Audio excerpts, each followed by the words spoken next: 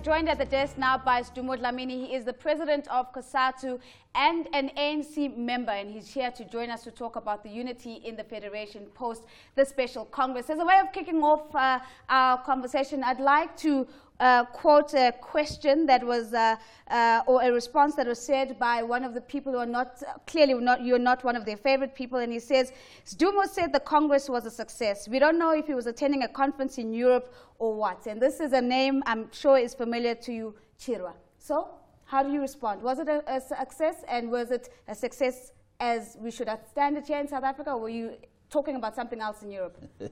I suspect Andrew Chirwa was somewhere in Belgium or New York when the Congress was happening here in South Africa. I was in that Congress. It was a resounding success, a demonstration of COSATU. We know best, robust, engaging, not fearing any debate, resolving issues. It was a very successful special national Congress. Unfortunately, some of the people who had called for it did not prepare for it.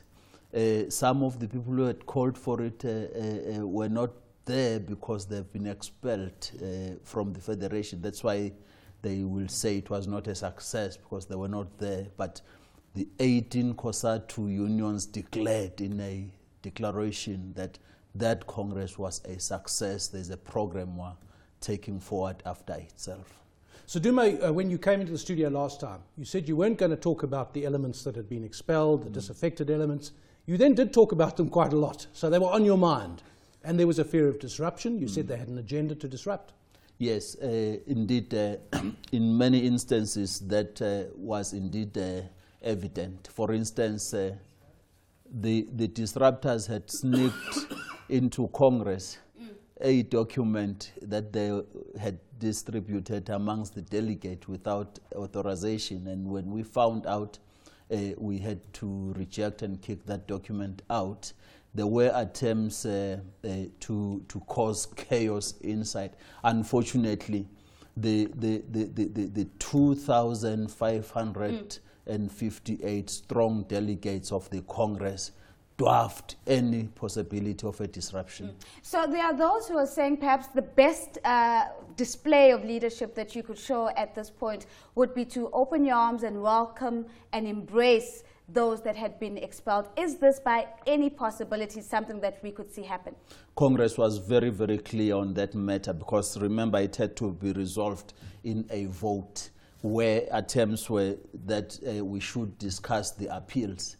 When that Congress was not convened for appeals, delegate says, we hear you, but that matter belongs to the ordinary Congress for both NUMSA and Mr. Vavi. So they were united in saying so, and that's the message we're going out, because they then say, we are united in saying these things that we have said, and we want the leadership to implement this program, and those who are appealing must respect the processes. We shall be ready to listen to their appeal at the ordinary Congress. Looking at the split, now you say you've consolidated, the people who are with you are supporting you. In percentage terms, how many workers do you represent now compared to when you were at your height? I mean, you used to be virtually a monolith. We've now got AMCU, we've got disaffected members who've left you, and a major union that's left you. What percentage do you now represent? Yes, let me just give you the exact figures as presented at the credentials.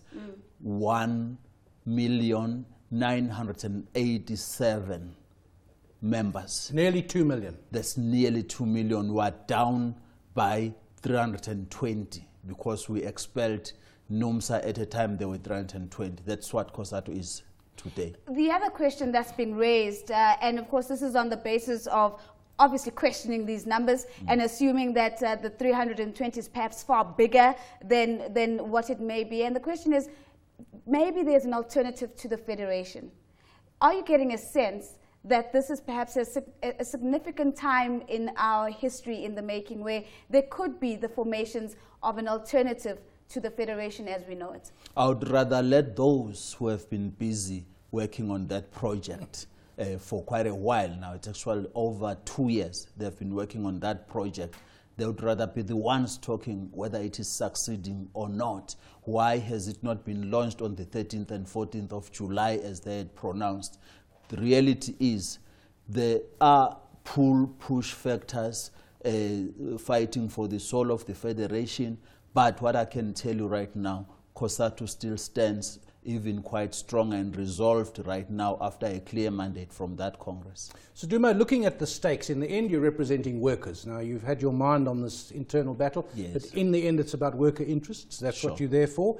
Earlier in the program we talked about the gold price dropping and set to drop further. Our analyst in the US said it could go to 800, 850. Against the background in South Africa, and we've talked about this on the show a lot recently, very high wage demands for gold. And Ian Cruikshanks, our analyst, said we could actually see the gold industry in South Africa out of existence in 5 years' time.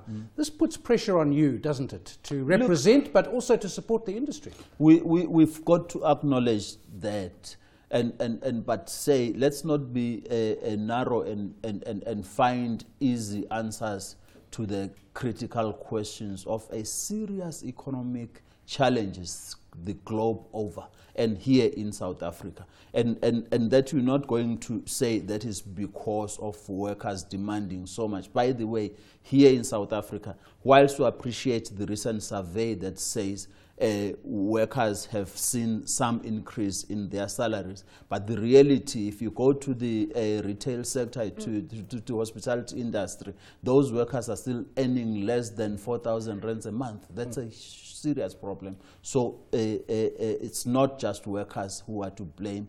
The whole system is wrong. On that note, the whole system is wrong. We end our conversation with Sdumo Dlamini, President of COSATU. A big thank you to him for coming back to give us an update post the Congress.